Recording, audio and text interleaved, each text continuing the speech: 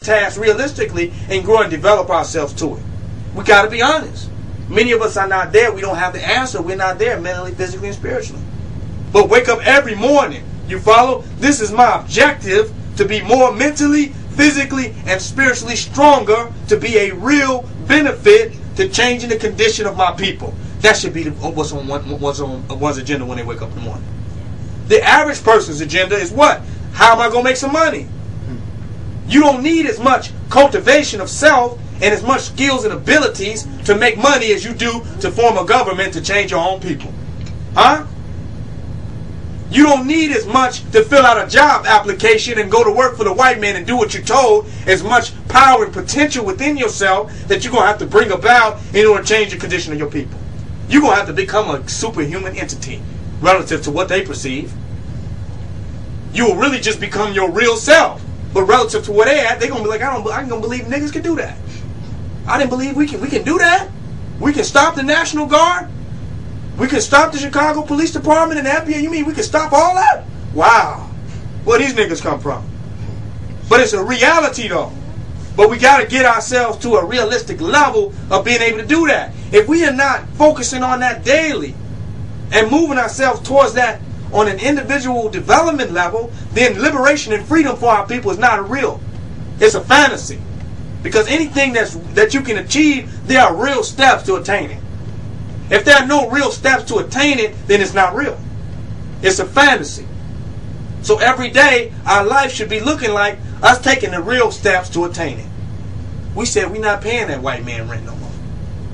We saying we're tired of giving our money and resources to this Europeans world and feeding them. And our community going like this. We say we are the native people of the land. We say we're the Moors. We say we're the original people of the planet Earth. Then why are we paying this man rent? Why are we under them? Why do they have the law and government and the police force and police officers and we subject to them if we know all this about ourselves? Because we don't want to take the steps and make the sacrifices to cultivate the power that it's going to take to manifest that. Many don't know that in order to be free, you're going to have to sacrifice slavery. Slavery is going to be sacrificed. Give you an example. I was working for a job. And I was making money working for a telemarketing company that marketed vacation homes. And I was making thousands of dollars a day. I kid you not, thousands of dollars. But I was making most of the money off black people. And it was a scam. But when I first started it, I was under the mindset that nothing a white man could do was wrong. Huh? If he set up a business and hired me, and they allow him to run this business, I said it must be legitimate. But I didn't know it's legitimate to scam black people in this society. It's legitimate to get over on people in this society. That's what it's about. If you can do it, you can do it. So I began to see that. And I quit the job. Left my apartment and all my materialistic items once I saw that this is lying to the people. The money wasn't good enough for me. I said, I can't do this. So I had to sacrifice and step away from that. Do you understand what I'm saying? And elevated to a period of actually being homeless, living off the earth. You hear me? I had to live off the earth with a sleeping bag. Y'all don't hear what I'm saying. I had to sacrifice for free. I had to sacrifice slavery because slavery is comfortable.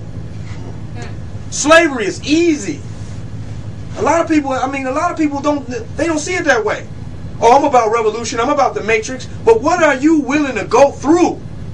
Are you willing to go through what Harriet Tubman went through in the Underground Railroad? Are you? Or Sinclair with Amistad? Are you willing to? What are you willing to go through for freedom? A lot of times that's just movies and histories. They teach you got history class in school and you got mythology class. African history class was like mythology. We never applied it. It was always an objective perspective. We never had a real application of that to our experience as black people in America. It's just our history. That's what they went through. We could not really identify with it. We couldn't open up the slave narratives like we did the Bible. The Bible didn't even exist. But we can live that out. Name our child Jesus and Jacob, right? We feel that. And it never even existed. But our slavery is completely objective.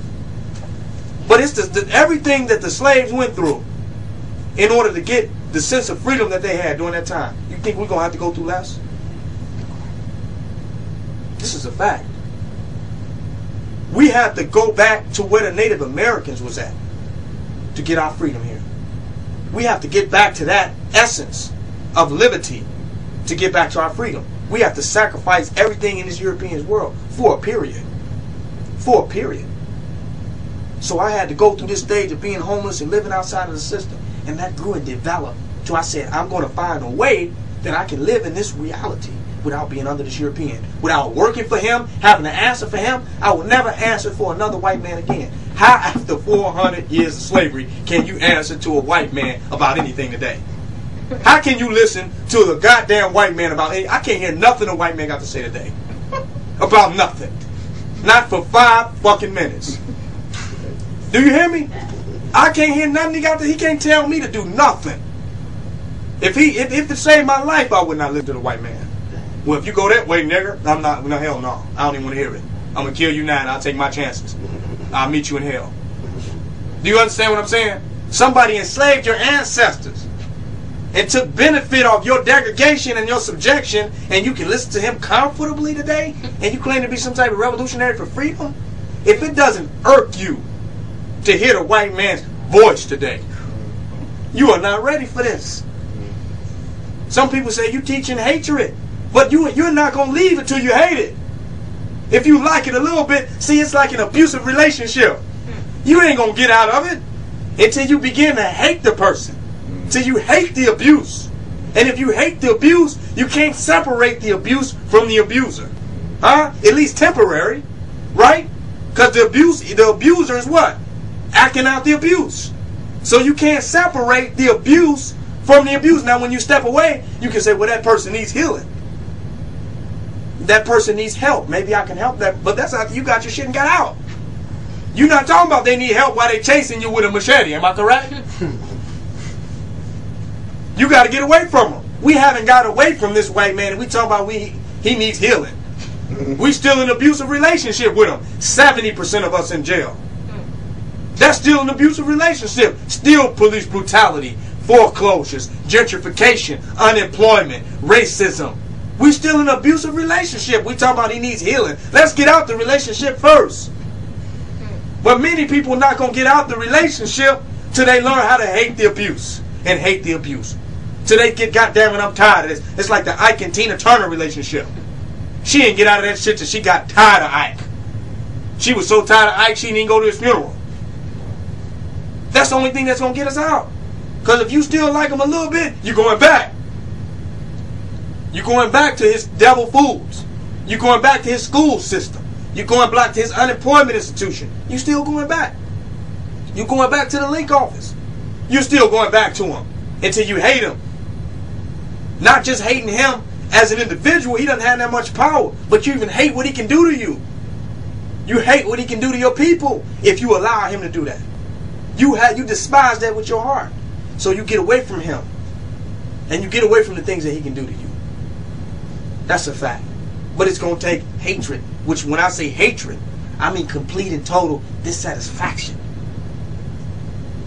Complete and total sick and tiredness of it. How many of our people are we going to have to see get killed, assassinated, shot, arrested, hung? How much of it are we going to have to see till we get sick and tired of it? That sick and tired point is the hatred. They call it hatred. When you cannot stand it anymore. If somebody come in your house and they say, I cannot stand you. Wouldn't you consider that to be hatred? You would say, that's a lot of hatred. So what if I didn't say I hate the white? What if I said I can't stand this white man? Don't that sound like hatred? You want to get rid of him that bad at his ways. But in order to do that, there's going to take sacrifice. You got to sacrifice his customs, his codes, his ethics, his morality, his standards of living, his religion, his economic system, his social way of dealing with one another. You got to get rid of all of that. Because all of that together has maintained the institution of white supremacy. If he don't get you through the religion, accepting the white Jesus, he gets you through accepting the white man on the dollar and God we trust. If he don't get you through the other, then he gets you through education. and may give you a master's degree to show the degree that you've been mastered. He got a trick for you everywhere you go. He even get you on the streets. So if he didn't get you with the white guy, with the white dollar, with the white scholarly accreditation, then he go and give you some white stuff. You hear me? On the streets. Some white stuff that you can cook it up, and he get you with that too, don't he?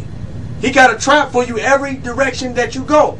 So in order to go beyond that, you have to sacrifice his world. That's a paradigm shift for many. That's not going to happen for overnight. That's not going to happen for overnight. But the most that it can happen for an individual is to realize the severe change that's there. To realize the tremendous change that's going to have to happen. If you but realize that. Some people say, oh, it's going to be easy. I'm with you. I'm with you, King Noble. It's easy. We ready. We there. I'm already there, brother. No, you have no idea. The tremendous level of sacrifice